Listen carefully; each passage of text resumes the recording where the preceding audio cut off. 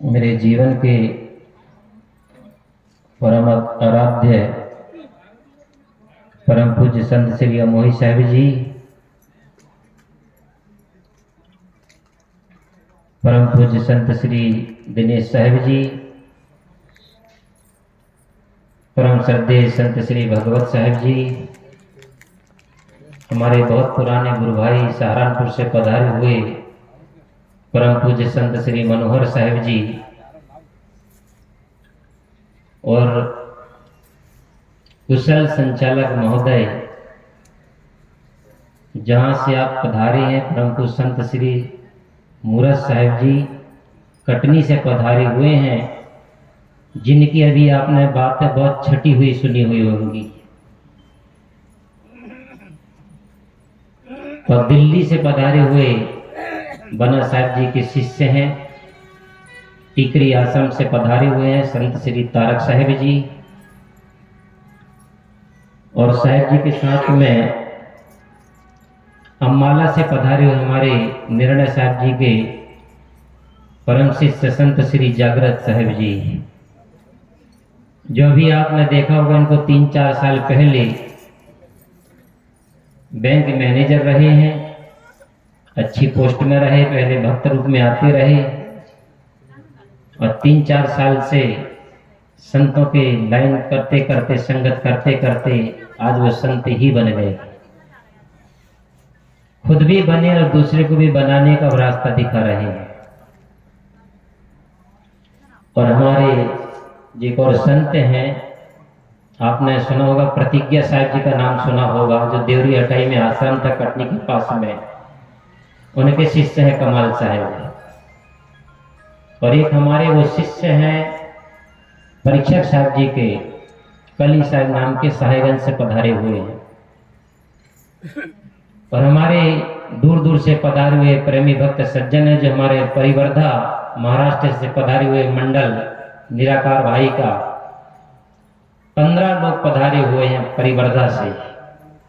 जो भी सुबह आप लोगों ने उनका भजन सुना था,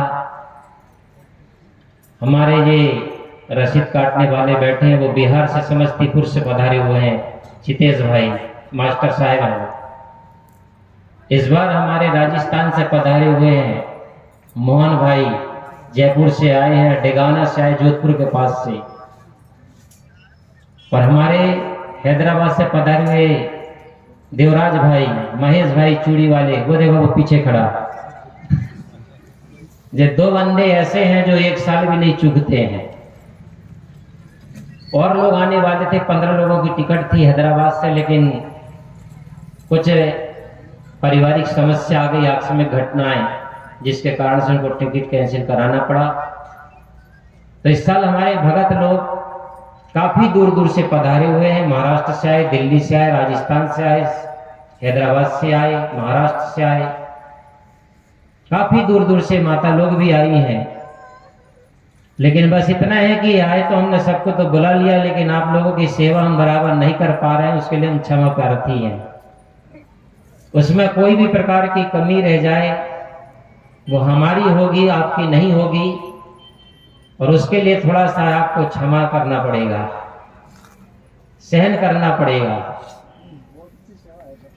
अभी आप लोगों ने बहुत ही सुंदर विचार संत गुरुजनों के मुखारबिंद से श्रवण किया, मेरे लिए भी आज्ञा हुई, आज्ञा का पालन करते हुए आप लोगों के समक्ष कुछ अपने विचार रखूंगा।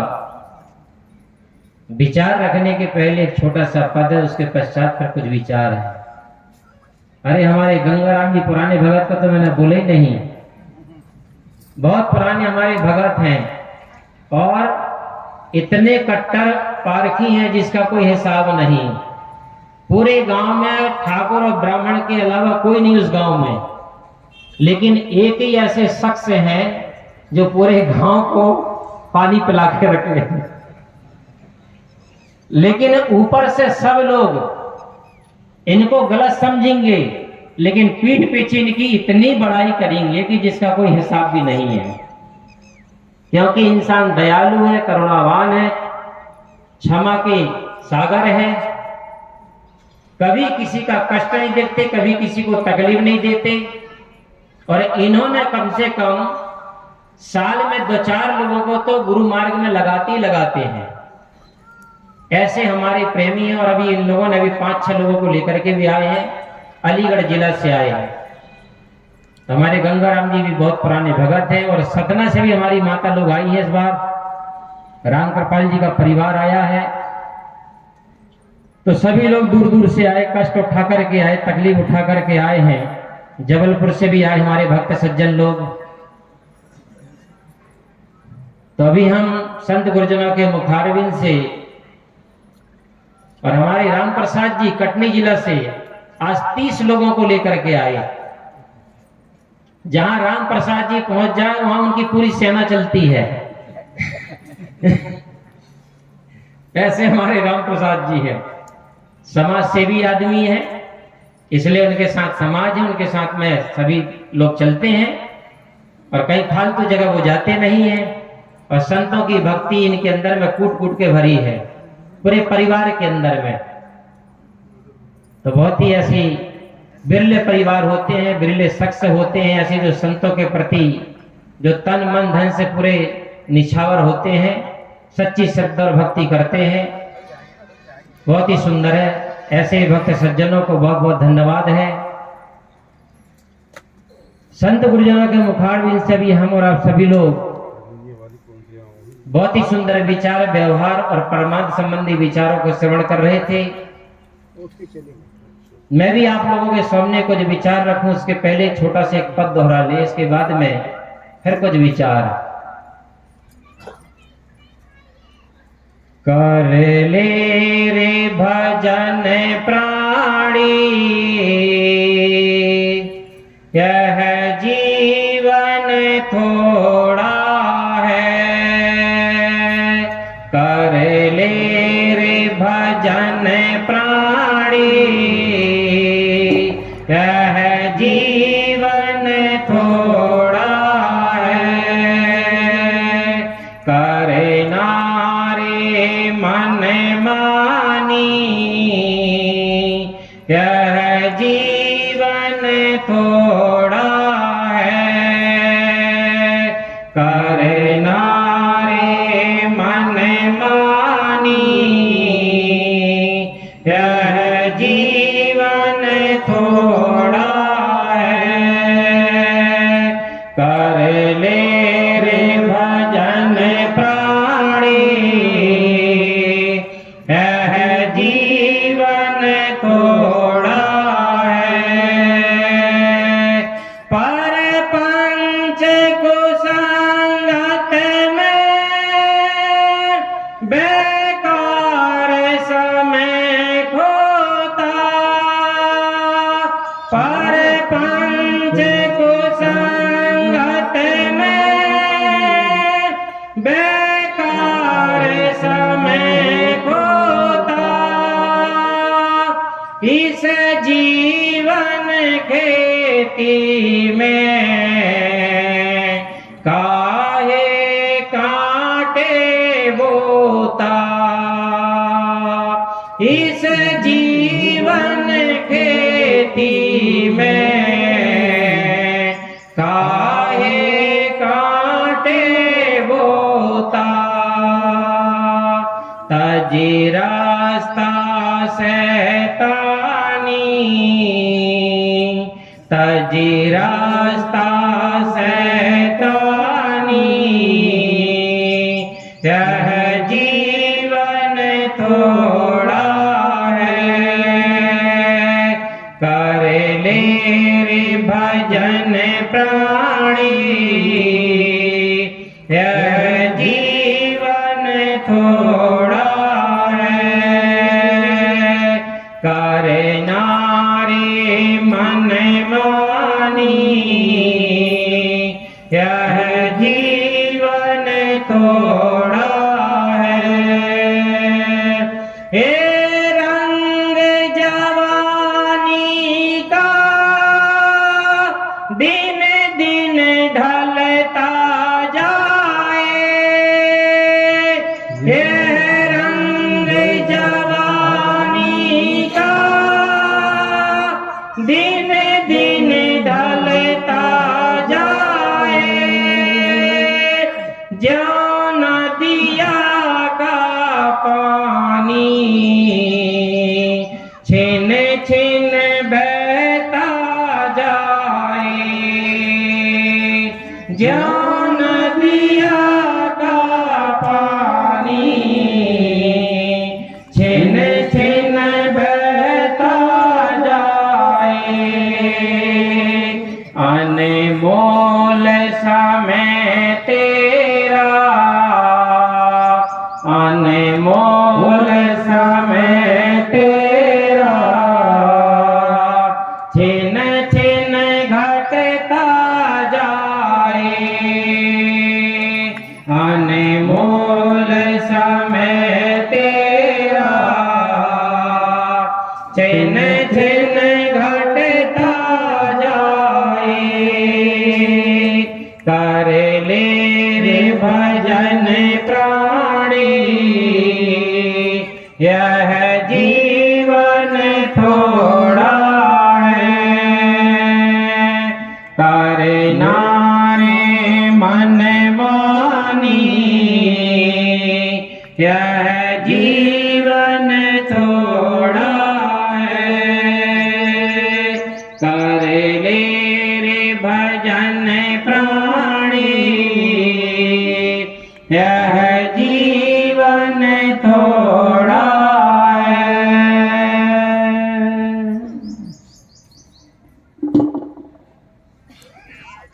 संत सम्राट सदगुरु श्री कबीर साहिब जी का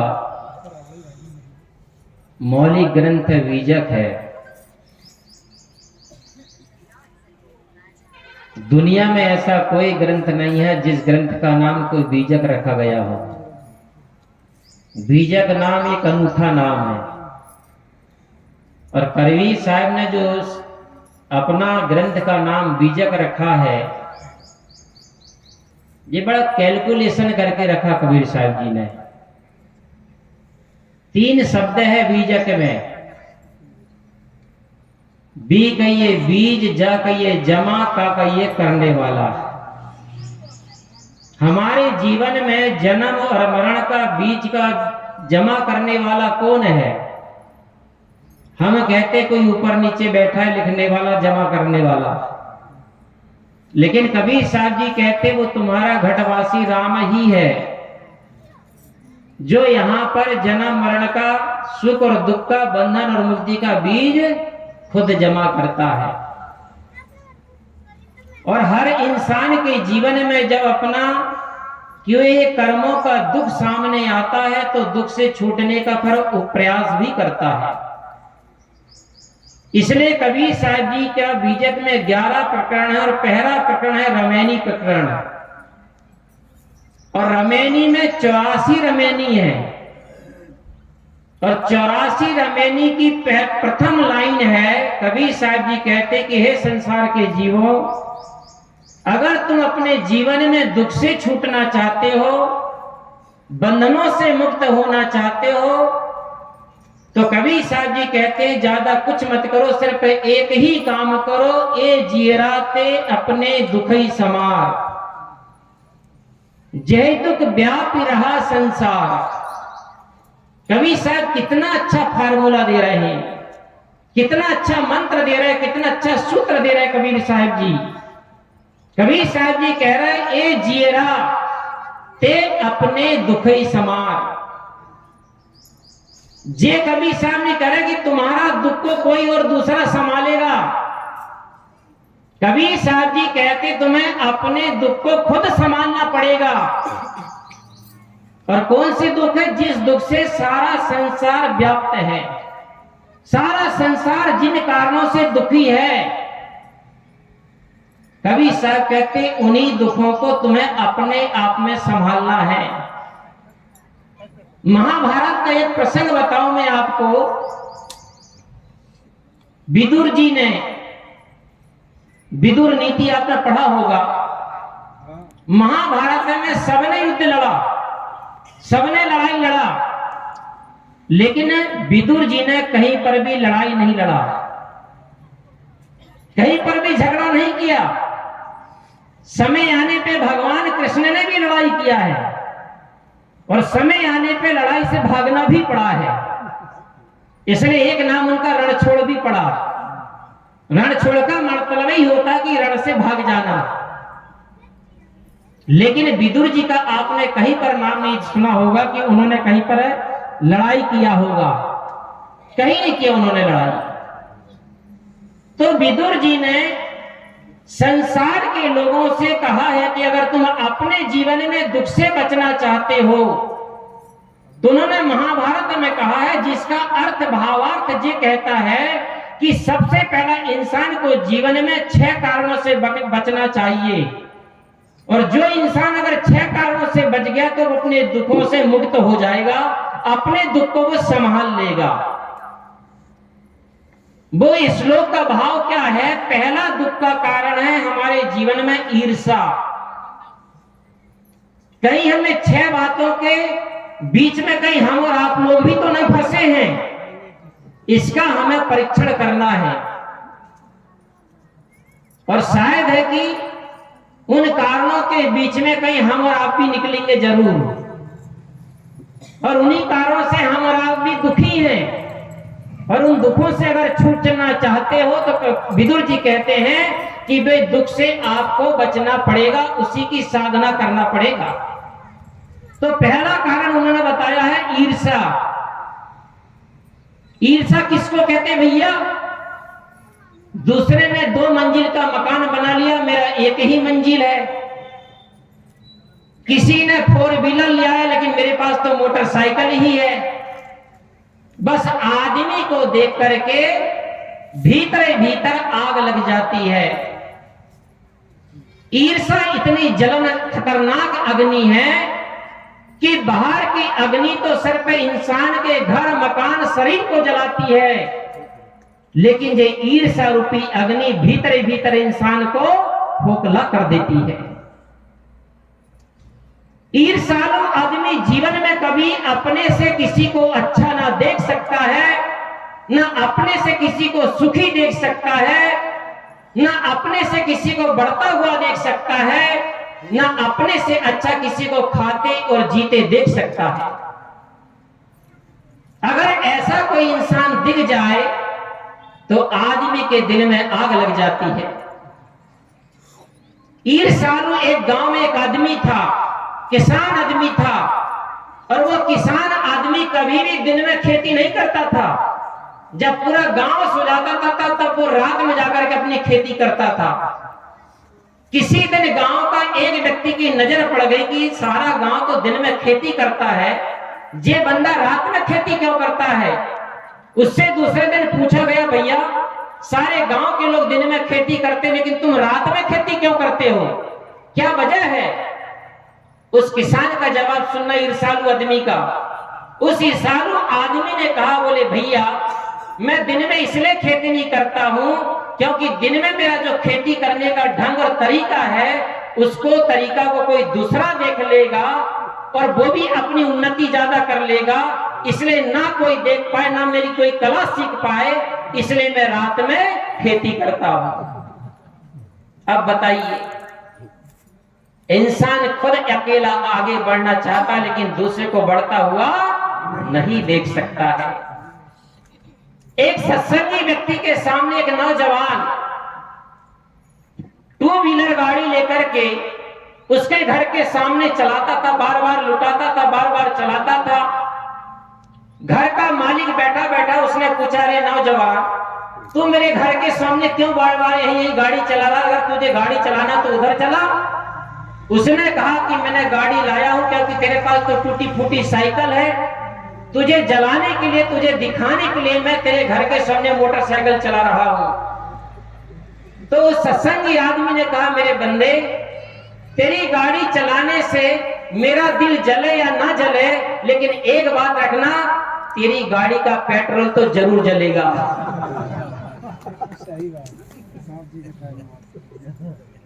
समझ में आई बात? नहीं आई। इसीलिए जिंदगी में कभी किसी के साथ में जलना मत, ईर्ष्या करना मत, क्योंकि ईर्ष्या महापुरुषों ने कहा है ईर्ष्या ऐसी अग्नि है जैसे बरसात के समय में लगा हुआ कपड़े का कीड़ा। जैसे कपड़े का कीड़ा कुतर कुतर के कपड़े का सत्यानाश कर देता है, इसी प्रकार से ईर्ष्या रूपी अग्नि इंसान को भीतर ही भीतर खोखला कर देती है। इसलिए जिंदगी में कभी किसी के साथ में ईर्ष्या मत करना। ईर्ष्या बहुत खतरनाक है। अगर जीवन में हम किसी के देख करके जल रहे हैं तो उसकी वजह जितना आप जलने में दूसरे के सामने अपनी एनर्जी वेस्ट कर रहे हो, अपनी शक्ति ऊर्जा खत्म कर रहे हो, उसी ऊर्जा उसी शक्ति को अपने जीवन में सत्कर्म में लगा करके, मेहनत परिश्रम में लगा करके आप भी 2 पैसा कमाइए, आगे बढ़िए, बढ़िया से बढ़िया मकान बनाइए, बढ़िया से बढ़िया गाड़ी मोटर खरीदिए, बढ़िया बढ़िया खाइए पीजिए। आपको किसने रोका है? लेकिन आदमी वो काम नहीं करेगा, लेकिन दूसरे को देख करके हमेशा इंसान जलता रहेगा। एक मैं ऐसी कहानी बताऊं आपको ईर्ष्यालु आदमी की। 2 आदमी थे, लेकिन दोनों आदमी भिखमंगे थे, लेकिन वे दोनों भी बड़े अजीब थे। एक आंख का अंधा था और एक पैर का लंगड़ा था, और दोनों एक ही चौराहे में बैठ करके भीख मांगते थे। दिन भर गाड़ी मोटर की धूल धक्कड़ कर थपेड़ा खाते थे, लेकिन शाम तक भी ठीक से रोटी नहीं मिल पाती थी। एक दिन दोनों में थोड़ा नजदीकता बढ़ी और उन्होंने दोनों ने एक सलाह किया। बोले देखो भाई, दोनों हम लोग 10 साल से भीख मांग रहे हैं, लेकिन ढंग से भीख तक नहीं मिलती, हम लोगों को पेट का पालन तक नहीं चलता है। कोई नया युक्ति निकाला जाए। लेकिन जहां पर सदमति होती है, सदविचार होता है, सही सोच होती है, वहां पर कोई ना कोई हमारी जीवन की समस्या का रास्ता निकलता है। इसलिए जीवन में हमेशा अपनी सोच अच्छी बनाइए। और जिसकी सोच में अगर तंग है, तंग मतलब जिसकी सोच खराब है, जिसकी सोच में अगर तंग है तो खूबसूरत जिंदगी में फिर जंग है। ये बात ध्यान रखना, जंग से फिर बचोगे नहीं आप। इसलिए अपनी सोच को ठीक बनाइए। तो दोनों की सोच जब अच्छी बनी तो दोनों में नजदीकता बढ़ी, और दोनों में नजदीकता बढ़ी तो कोई सलाह हुई। और सलाह क्या हुई? अंधा व्यक्ति ने कहा कि बोले भैया मैं देख तो नहीं सकता हूं, लेकिन पैरों से चल सकता हूं। लंगड़ा व्यक्ति ने कहा कि भैया मैं चल तो नहीं सकता हूं, लेकिन देख सकता हूं। तो अंधा व्यक्ति ने कहा कि एक काम करो, लंगड़े भाई को कहा कि तू मेरे कंधे में बैठ जा और अपन किसी अच्छी कॉलोनी में जाकर के भीख मांगेंगे और 2 रोटी कमा करके भीख मांग के आराम से खाएंगे। दोनों में सदविचार का बात बन गई। दूसरे दिन से किसी अच्छी कॉलोनी में जाकर के भीख मांगने लगे। लंगड़ा व्यक्ति अंधे व्यक्ति के कंधे में बैठता था, अंधा व्यक्ति उसको बैठा के ले जाता था, भीख मांग के लाते थे, खाते पीते थे, बढ़िया रहा। लेकिन कोई भीख में क्या देता है? बासी रोटी, बासी चटनी, बासी सब्जी। कोई तो व्यक्ति कोई ताजा रोटी सब्जी भाजी बनागा तो खिलाएगा नहीं, भिखारी को देगा नहीं। तो ऐसा चलता रहा। लेकिन एक दिन क्या हुआ, किसी माता ने उनको गरम गरम सब्जी पूड़ी और हलवा दिया, और वो पात्र एक दिन क्या हुआ, लंगड़ा व्यक्ति ने अंधे व्यक्ति के हाथ में पकड़ा दिया। और जैसे अंधे व्यक्ति के हाथ में वो पात्र हाथ लगा तो उसने सोचा कि अरे जी तो यहाँ आज दाल चावल सब्जी पूड़ी हलवा हाथ लगा है, इसका मतलब है जे कंधे में बैठा बैठा जे लंगड़ा ऊपर अच्छा माल खा जाता रहा होगा, मुझे बासा मुझे खिलाता था। ठीक है, दोनों में क्या हुई? फूट हो गई, दोनों में दरार पड़ गई। मैं आपसे एक बात और बता दूं, हमारे परिवार में, रिश्ते में, मित्रता में दरार कब आती है? अगर हम कोई मकान बनाते हैं और मकान में अगर दरार पड़ती है, दीवार में अगर दरार पड़ती है तो सिर्फ दीवार खराब होती है। दीवार में अगर दरार पड़ती तो दीवार खराब होती है, और मन में अगर दरार पड़ती है तो जीवन खराब होता है, रिश्ते खराब होते हैं, परिवार खराब होता है। इसलिए अपने रिश्ते, मित्रता से, परिवार से अगर बचना है तो मन में कभी दरार मत बनने देना।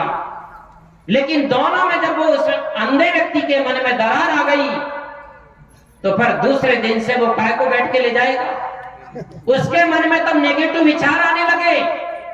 वो सोचने लगा कि तभी मैं सोच रहा हूं कि महीना 2 महीना से जे लंगड़ा व्यक्ति का वजन भी मुझे ज्यादा लग रहा है, मतलब बैठा बैठा खा रहा हूं, इसका शरीर बढ़ रहा है, उसको मैं ढो रहा हूं। जब नेगेटिव विचार हो तो मैं तो गलत कोई भी सोच उठेगी। दूसरे दिन से एक दूसरे में फिर दूरियां बढ़ गई, फिर उसी चौराहे में जाकर के बैठने लगे, भीख मांगने लगे। कहानी कहती है कि आकाश मार्ग से भगवान का निकलना हुआ शंकर भोलेनाथ का। भगवान शंकर भोलेनाथ के साथ में कौन रहती? पार्वती देवी। अजय माता लोगों का दिल दयालु होता है, ममतामय होता है। पार्वती का दिल पिघल गया। उसने भोलेनाथ से निवेदन किया कि बोले नहीं, देखो जिन दोनों की स्थिति देखो, बेचारों को भोजन भी नहीं मिल रहा है, तुम दुनिया पे दया करते, इन पे कब दया करोगे? भोलेनाथ ने बहुत समझाया, लेकिन देवी कहां मानती है। भगवान शंकर आए। भगवान शंकर सबसे पहले किसके पास गए? अंधे व्यक्ति के पास। और अंधे व्यक्ति के पास जाकर कहते बोले, भैया मैं साक्षात तुम्हारे सामने भोलेनाथ आकर के खड़ा हूं, बोलो तुम्हें क्या वरदान चाहिए? देखिए, जब आदमी के जीवन में कुमति होती है, दुर्बुद्धि होती है, तो इंसान अपने जीवन में उस अवसर का, उस समय का लाभ ना लेकर के आदमी उस समय को, लाभ को भी कैसे खोता है, इस बात से समझिए। उस अंधे को कितना अच्छा मौका मिला था, लेकिन अंधे ने अपने लिए नहीं सोचा। और भगवान शंकर से क्या कहता? बोले भगवान अगर आपको वरदान ही देना है ना, तो मेरे सामने जो आगे लंगड़ा बैठा है आप उसको अंधा बना दीजिए। लंगड़े ने अंधा बना दिया। किसको? लंगड़े। ठीक है, अब लंगड़े के पास भगवान जाते हैं। उससे भी भगवान ने कहा, बोले भाई मैं तेरे सामने साक्षात भोलेनाथ आके खड़ा, बोल क्या वरदान चाहिए? तो लंगड़ा क्या बोलता है? बोले भगवान मेरे सामने जो बैठा है ना, नहीं, अंधे ने क्या बोला? भगवान बोले मेरे सामने जो बैठा है आंख वाला लंगड़ा, उसको आप अंधा बना दीजिए। तो लंगड़ा ने अंधा बनाने का वरदान मांगा और अंधे ने लंगड़ा बनाने का वरदान मांगा। दोनों ने एक दूसरे का अहित किया, एक दूसरे का नुकसान पहुंचाया, लेकिन अपना लाभ और अपना हित किसी ने भी नहीं किया। ये क्या है? ये हमारी जिंदगी की ईर्ष्या। इसलिए विदुर जी कहते कि पहली चीज अपने जिंदगी में ईर्ष्या को त्यागिए। दूसरा सूत्र वो बताते हैं कि अपने जीवन में नफरत को त्यागिए। कितने लोग हैं, और संसारी की तो छोड़ो, कई ऐसे भक्त सज्जन होते, ऊपर ऊपर भक्ति दिखाते, ऊपर ऊपर भक्त का भाव दिखाते हैं, और जो भक्त भी नहीं है वे लोग भी कहते देखो ये संड मुसंडे महात्मा फोकट का खा रहा है, फोकट में लूट रहा है, फोकट में घूम रहे हैं, ना कोई हाथ पैर तोड़ना है, ना कोई मेहनत करना है। और वो कौन बोल रहा है? जिसने कभी संतों को 1 रुपया ना दान किया होगा, ना 1 रोटी खिलाया होगा, ना 1 गिलास कभी पानी पिलाया होगा, लेकिन वो महात्मा को देख करके उसके दिल में महात्माओं के प्रति नफरत हो रही है, घृणा हो रही है। ऐसे लोग जीवन में कभी सुखी नहीं हो सकते जनाब। इसलिए अपने जीवन में कभी किसी के प्रति नफरत भी मत करना। जीवन में अगर किसी के साथ करना है तो सद्व्यवहार करिए, प्रेम करिए, लेकिन कभी किसी के साथ में नफरत मत करिए। क्योंकि जब इंसान किसी से नफरत करता है तो कितने उसके इंसान के जीवन में अच्छाई भरी होगी, लेकिन वो इंसान को नफरत करने वाले को जीवन में कभी अच्छाई नहीं दिखेगी, उसकी हमेशा बुराई ही दिखेगी। ऐसा चित्त किसका होता है? कबीर साहब जी ने कहा है, माखी गहे कुवास को फूल वास नहीं ले, मधुमाखी है संत जन पुष्प वास चित्त दे।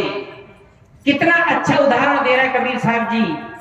एक व्यक्ति होता सज्जन, एक व्यक्ति होता दुर्जन, एक व्यक्ति होता सत्संगी, एक व्यक्ति होता कुसंगी, एक व्यक्ति होता ईर्ष्यालु, एक व्यक्ति होता प्रेम करने वाला। तो जो सत्संगी व्यक्ति होता है, सद्विचार व्यक्ति होता है, सज्जन व्यक्ति होता है, उनका स्वभाव मधुमक्खी के जैसे होता है, और मधुमक्खी जैसे किसी पराग में जाकर के बैठती है और पराग को फूल में बैठ करके पराग को ग्रहण करती है, लेकिन दुर्गंध में कभी नहीं बैठती, ना दुर्गंध को कभी ग्रहण करती है। लेकिन जो साधारण मक्खी होती है वो दुर्गंध में बैठ करके हमेशा गंदगी को स्वीकार करती है। इसी प्रकार से सज्जनों, दो प्रकार के सज्जन होते हैं। जो दुर्जन व्यक्ति होता है, कितने भी सज्जन व्यक्ति होगा, कितने भी अच्छा इंसान होगा, लेकिन उसकी बुराई रूपी गंदगी को ग्रहण करता है। और जिनका स्वभाव मधुमक्खी के जैसा होता है, उसके अंदर में अगर 10 बुराई भी है और एक अच्छाई है, तो वो 10 बुराई को छोड़कर के एक अच्छाई को ग्रहण कर लेता है। तो हमें जीवन में मधुमक्खी के जैसे बनना है सज्जनों, मक्खी का स्वभाव लेकर के जिंदगी नहीं जीना है। तो विदुर जी कह रहे हैं कि दूसरा नंबर का व्यक्ति नफरत करने वाला, तो नफरत कभी मत करना। दूसरा पॉइंट है नफरत को छोड़ देना। और तीसरा व्यक्ति हठी। कितने लोग हैं हट के कारण से अपने जीवन में दुखी होते हैं। परिवार में, पति पत्नी में, सास बहू में, भाई भाई में, पिता पुत्र में जो लड़ाइयां होती, झगड़े होते, किस कारण से होते हैं? हट के स्वभाव के कारण से। आदमी में होता अहंकार, माता लोगों में होता हट। और जब अहंकार और हट टकराते हैं तो वहां पर क्या होता है? रिश्ता बिगड़ता है, परिवार खराब होता है। इसलिए अपने जीवन में आदमी को भी अपना अहंकार त्यागना चाहिए और माता लोगों को भी अपना हट को परित्याग कर देना चाहिए। लेकिन जब आदमी, अपनी माता लोग, अपने कोई भी व्यक्ति अपनी हट को नहीं त्यागता है, तो जिंदगी में सुखी जीवन को भी दुखी बना लेता है। परेशानी नहीं हुई हो तब भी परेशानी को निमंत्रण दे देता है। कैसा दे देता भैया? एक बार एक पति पत्नी जिंदगी में कभी ट्रेन में नहीं चढ़े थे, कभी उन्होंने ट्रेन की यात्रा ही नहीं किया था। पहली बार उनके दोनों के दिल में इच्छा हुई कि चलो आज ट्रेन की यात्रा किया जाए। तो साधारण टिकट, पैसेंजर की टिकट लेकर के वो किसमें चढ़ गए? स्लीपर डिब्बे में। और संयोग की बात है कि उस स्लीपर डिब्बा में कोई पैसेंजर नहीं, मुश्किल से 1-2 लोग थे, 2-4 लोग थे। उन्होंने देखा कि यहाँ तो बढ़िया है, फर्स्ट क्लास, साफ सफाई है, कोई आदमी भी नहीं है, कोई हल्ला गुल्ला भी करने वाला नहीं है, यहाँ कोई मछली बाजार जैसी हल्ला गुल्ला है, एकदम शांत वातावरण। दोनों बढ़िया बैठ करके बात करते रहे, गाड़ी चली। अब बात करते करते क्या होता है, उसकी पत्नी की नजर जंजीर की तरफ गई। पति से पूछा, दीजिए क्या लटक रही है?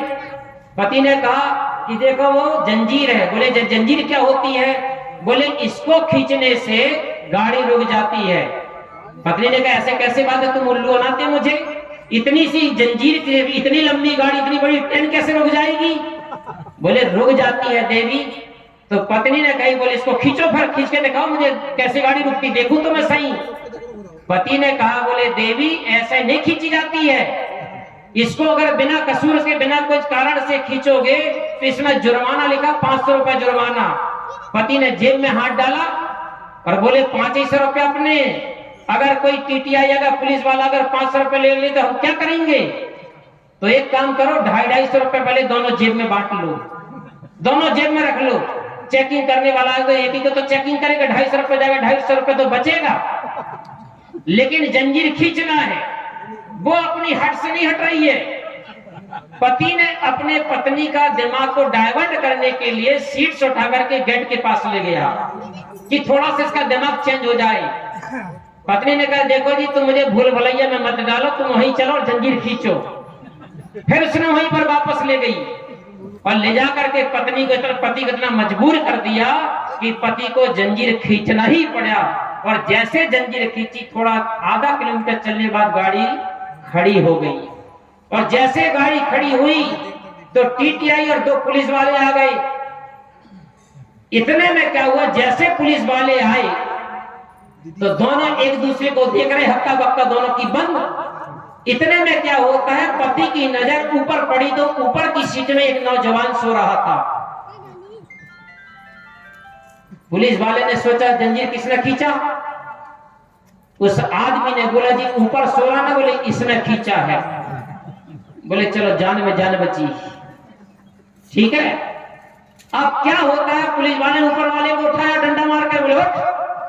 बोले जंजीर खींचा? बोले हाँ सरकार जंजीर खींचा हूं। उसने जब स्वीकार किया, इन दोनों पति पत्नी ने बड़ी शांति की और लंबी श्वास लिया, ठीक है। अब पुलिस वाले ने पूछा, तूने जंजीर खींचा क्यों? बोले सर, बोले इन दोनों ने मेरे 500 रुपए चुराया है। बोले तेरे पास प्रमाण क्या है? बोले मेरे पास प्रमाण ये है कि इन दोनों ने 250 रुपए बांट के रखा, जेब में चेकिंग कर लो अभी आप। क्योंकि ये बांट रहे तब ऊपर से देख रहा था, और जब दोनों का चेकिंग किया तो दोनों के जेब में 250 रुपए निकला। ठीक है, दोनों चोरी के इल्जाम में वे अंदर हो गए, और वो फोकट में वो सोने वाले को 500 रुपए का फायदा हुआ। इसीलिए कहते हैं कि ये क्या है? ये है हट, और हट के पीछे दोनों ने फोकट में बीमारी मोल ले लिया, और अपनी बीमारी से बचने के लिए अपनी बीमारी किसी पे थोपे, दूसरे पे। लेकिन ध्यान रखना, शक्कर दे शक्कर मिले, टक्कर दे टक्कर मिले, नेक का बदला नेक दे, नहीं तो कर देख ले। जो औरों को शक्कर देता वो खुद भी शक्कर खाता है, जो औरों को डाले चक्कर में तो खुद भी चक्कर खाता है। पड़े ना दोनों चक्कर में। इसीलिए जीवन में कभी इस प्रकार के हट करके चक्कर में मत पड़ना, ठीक है ना। तो तीसरा पॉइंट विदुर जी कहते कि जीवन में कभी हट मत करिए। और चौथी चीज कहते हैं विदुर जी की असंतोषी। जीवन में कभी भी हमारे मेहनत से, पुरुषार्थ से, भाग्य से जितना मिलता है उसमें हम संतुष्ट रहें, उतने में अपने जीवन को संतोष में रखें। क्योंकि कबीर साहब जी ने कहा है, गोधन गजधन बाज धन और रतन धन खान, जब आवे संतोष धन तो सब धन धूरी समान। लेकिन ये संतोष मत करना कि तुम्हारे हाथ में पैर है, ताकत है, शक्ति है, एनर्जी है, ऊर्जा, जवानी है, और तुम हाथ में हाथ धर के बैठ गए कि हम संतोष हैं। ऐसा मत करना। अजगर करे ना चाकरी, पंछी करे ना काम, और दास मलु का यो का सबके दाता राम। ऐसे ऐसे हरामखोरी मत करना। अपने मेहनत से, भाग्य से, पुरुषार्थ से जितना मिलता है उसमें संतुष्ट रहना, उसमें संतोष करना। लेकिन लोभ लालच में आकर के कभी किसी का गला मत काटना, जेब मत काटना, किसी के साथ में दगाबाजी मत करना, किसी के साथ में चालबाजी मत करना। क्योंकि जीवन में छल कपट से कमाया हुआ धन हमारे जीवन में कभी साथ नहीं देखता है। ये एक बात को अच्छी तरह से याद रख लेना सज्जनों, मौत की घड़ी कभी टल नहीं सकती, अहम की अगर ज्यादा चल नहीं सकती। अहम कहते अहंकार, अहंकार जिसने भी किया है उसकी अगर ज्यादा देर नहीं चलती मेरे भाइयों। अहम की अगर ज्यादा चल नहीं सकती, मौत की घड़ी कभी टल नहीं सकती। लूट कर दौलत भले ही जमा कर लो, पर पाप की कमाई कभी फल नहीं सकती। एक बात अच्छे तरह से ध्यान रखना, जिसने भी अत्याचार की, अनर्थ की कमाई को अपने जीवन में धारण किया है, देखते देखते तुम्हारे जीवन में, तुम्हारे आंखों के सामने ही कितने लोगों को तुमने बर्बाद होते देखा होगा, या एक पीढ़ी या दूसरी पीढ़ी को पूरा समाप्त होते हुए आपने खुद देख लिया होगा।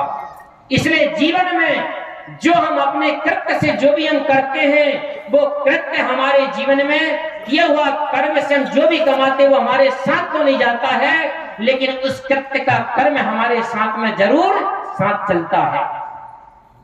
हमने गलत काम करके धन कमाया, मकान बनाया, जमीन बनाया, गाड़ी मोटर बनाया, साधन सुविधा बनाया, वो साधन सुविधा, रुपया पैसा, जमीन जायदाद हमारे साथ में नहीं जाएगा, लेकिन उसको कमाने के लिए जो हमने कृत्य किया, कर्म किया है, वो कर्मों के संस्कार हमारे साथ में जरूर जाएगा। इसलिए जीवन में कभी ऐसा धन मत कमाना, इसलिए असंतोषी स्वभाव मत बनाना। और पांचवी चीज विदुर जी कहते हैं कि क्रोध मत करना। क्रोध बहुत खतरनाक है, होता का नहीं होता है। क्रोध को हमारे संत गुरुजन बताते हैं, किसको? अग्नि का प्रमाण देते, अग्नि का रूप बताते, अग्नि की उपमा करते कभी महापुरुष लोग। जैसे माचिस की तिल्ली होती है, जैसे माचिस की तिल्ली किसी भी चीज को जलाती है, लेकिन जलाती कब है? जब पहले खुद जलती तब दूसरे को जलाती है। इसी प्रकार सज्जनों, क्रोध की अग्नि जो होती है वो पहले खुद जलती, पहले खुद इंसान जलता है, तब वो दूसरे को जलाता है, दूसरे को दुखी करता है, दूसरे को परेशान करता है। इसलिए जीवन में कभी किसी के सामने क्रोध मत करना। और क्रोध क्यों करता है इंसान? जब जब हमारे मन के अनुकूल कोई नहीं करता है, नहीं चलता है, नहीं मानता है, वहीं वहीं आपको क्या होता है? क्रोध होता है, वहीं तो क्रोध आता है। जैसे आप दूसरे को अपने अनुकूल चलाना चाहते हो, करवाना चाहते हो, मनवाना चाहते हो, उसके पहले अपने दिल में हाथ रख के पूछना, क्या आज तक तुम जिंदगी में किसी के अनुकूल चल सकते, कर सकते और मान सकते पूरा? आपके जीवन में आपके भीतर से रिजल्ट क्या निकलेगा? यस या नो? आज तक कोई इंसान किसी के पूरे अनुकूल चल सकता, कर सकता, मान सकता है? नहीं कर सकता, नहीं चल सकता, नहीं मान सकता है। जब हम अपने जीवन के मालिक होकर के जब हम दूसरे के पूरे अनुकूल नहीं चल सकते हैं, तो दूसरा का जीवन के हम मालिक तो नहीं है, तो फिर दूसरा हमारे कैसे अनुकूल चल सकता, पूरा कर सकता, मान सकता है? कभी नहीं हो सकता है। इसलिए अपने जीवन में कभी भी क्रोध मत करना। क्रोध बहुत खतरनाक है। एक बार की बात मैं आपको बताऊं, एक परिवार था और परिवार में सिर्फ 3 ही सदस्य थे, पति, पत्नी और एक छोटा सा बच्चा। उस आदमी ने क्या किया, जो आदमी था घर का मुखिया, वो टीचर था, मास्टर था, लेकिन बड़ा अच्छा इंसान था, सज्जन था। लेकिन क्या हुआ, गर्मी के समय में अपनी ड्यूटी करके आया और पहली तारीख को साथ में 1 महीने की तनख्वाह लेकर के भी साथ में आया।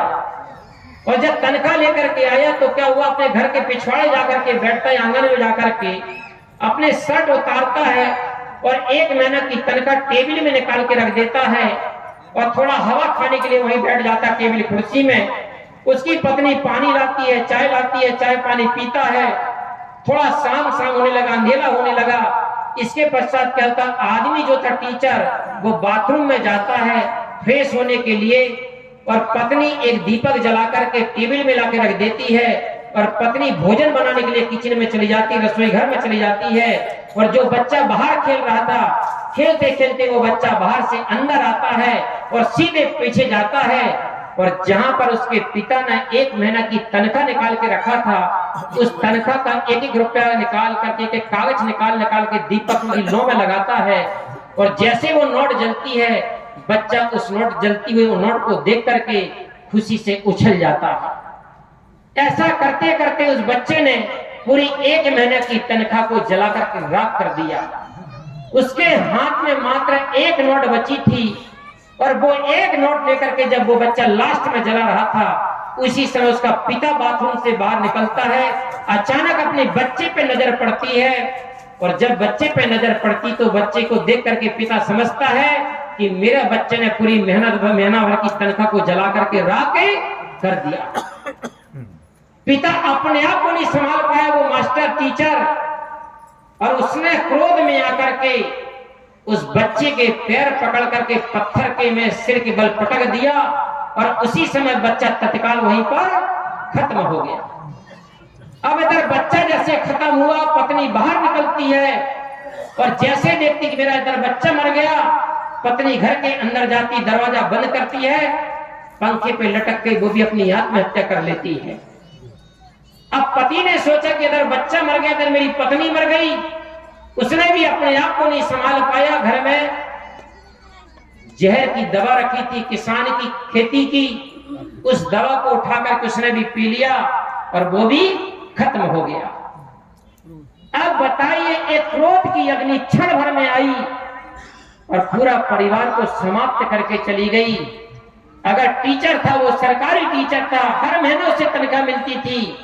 अरे बच्चा तो नादान था, बच्चे ने अगर 1 महीने की तनख्वाह भी जला दिया था तो कोई भूखा तो नहीं मर जाता। अगले महीने तो फिर तनख्वाह मिल जाती थी, सब्जी रोटी खाता तो चटनी रोटी खा के काम चला लेता, उधार लेकर के काम चला लेता। लेकिन क्रोध का तूफान जब आता है तो हमारा विवेक का दीपक अपने आप बुझ जाता है और जब विवेक का दीपक बुझता है तो आदमी को फिर जो नहीं करना चाहिए वो कर बैठता है, जो जिधर नहीं चलना चाहिए जिस रास्ते, उस रास्ते पे चल पड़ता है, जो नहीं बोलना चाहिए वो बोल जाता है और अपने जीवन में अंत में परिणाम क्या आता है? विनाश और पतन ही हाथ लगता है। इसलिए जीवन में विदुर जी कहते हैं कि 5वां दुख क्या है? क्रोध। और 6वां दुख अंतिम में बताया उन्होंने क्या? शंकालु। जीवन में कभी शंका मत करिए। लेकिन परिवार में, रिश्तों में अक्सर करके क्या होती है, बिना शंका करे कोई परिवार ही नहीं है, कोई रिश्ता ही नहीं है। कोई का पति सर्विस जाता हो, 2-4 दिन अगर वो अपने टाइम पर ठीक घर में न आए, पत्नी को शंका। पत्नी अगर पड़ोसी से किसी बात करने लगी, 2-4 दिन पति ने देख लिया, तो पति को अपनी पत्नी पे शंका। बेटा बेटी अगर कुछ उठपटांग बोलने लगे, उठपटांग रास्ते चलने लगे, तो माता पिता को शंका, भाई भाई पे शंका। शंका का तो ये संसार पूरा खजाना भरा हुआ है, और ये शंका के पीछे क्या होता है, हमारा रिश्ता, हमारा परिवार, हमारा जीवन भीतर से खोखला हो जाता है। इसीलिए विदुर जी कहते हैं कि अपने जीवन में अगर दुखों से बचना है तो ये 6 दुख को अपने जीवन में त्याग करिए, इनका सुधार करिए। और वही बात को लेकर के कवि साहब जी क्या कह रहे हैं कि सारे संसार में अगर दुख का कारण है तो ये 6 ही कारण हैं, और इन्हीं 6 कारणों से अगर बचना है तो कवि साहब जी क्या कह रहे हैं, ए जियरा ते अपने दुख ही समार। तुम्हें अगर अपने दुखों से बचना है तो इन दुखों को संभालना पड़ेगा, क्योंकि यही दुख व्याप्त रहा संसार, इन्हीं दुखों से सारा संसार व्याप्त है, और इन्हीं कारण से सारा संसार परेशान है। और इसके बाद में 3 दुख और हैं, जिनको 3 दुख को कहते हैं दैहिक, दैविक और भौतिक दुख। इससे और हट करके जिससे हमारा जीवन का मूल जन्म, मरण और गर्भवास का कारण बनता है। समझ में आई बात? वे 3 दुख किससे बनते हैं? पहले दैहिक ताप बनता है हमारे मानसिक कर्म से। मानसिक कर्म कौन से? क्रोध, ईर्ष्या, मान और छल। ये 4 कर्म करने से हमारे दैहिक ताप बनते हैं, और दैविक ताप बनते हैं वचन से, गाली, निंदा, झूठ बोलने से, और भौतिक ताप बनते हमारे चोरी, हिंसा, व्यभिचार करने से। इसलिए कवि साहब जी कहते हैं, ये 3 दुख से बचना चाहते हो तो अपने जीवन में, कवि साहब कहते अपने आप को संभालो, और अपने आप को संभालना ही हमारी जीवन की साधना है। अपने आप को संभालना ही हमारा सत्संग है, अपने आप को संभालना ही हमारा भजन है, और अपने आप को संभालना ही हमारा जीवन का श्रेष्ठ ज्ञान है। अपने आप को संभालना हमारी जीवन की तपस्या है, और इसी तपस्या को पाने के लिए, इसी ज्ञान को पाने के लिए, इसी सत्संग को पाने के लिए आज आप सत्संग में आकर के बैठे हो। अपने दूर दूर से पैसा खर्च करके आए, धक्के मुक्के खा करके आए हो, तकलीफ उठा करके आए हो, तो यहाँ से कुछ बदल करके जाना, यहाँ से कुछ परिवर्तन करके जाना, और अपने जीवन को मंगलमय बनाना। तो मैंने कवि साहब जी की एक चौपाई का आधार लेते हुए आपके सामने थोड़े से विचार रखे। आप लोगों ने बड़े शांति का परिचय दिया, शांति से श्रवण किया, इसके लिए बहुत बहुत धन्यवाद है। अब ठीक मेरा समय कर रहा है इंतजार, और आप लोगों के भीतर बैठे हुए प्रभु को नमस्कार। एक बार सब मिलकर के जयकारा लगाएं। बोलिए सद्गुरु कबीर साहेब की, संत समाज की, भक्त समाज की, बोलिए श्री सद्गुरुदेव की जय। प्रिय सज्जनों, अभी साहब जी के मुखारबिन से विजय का एक सूत्र लेकर के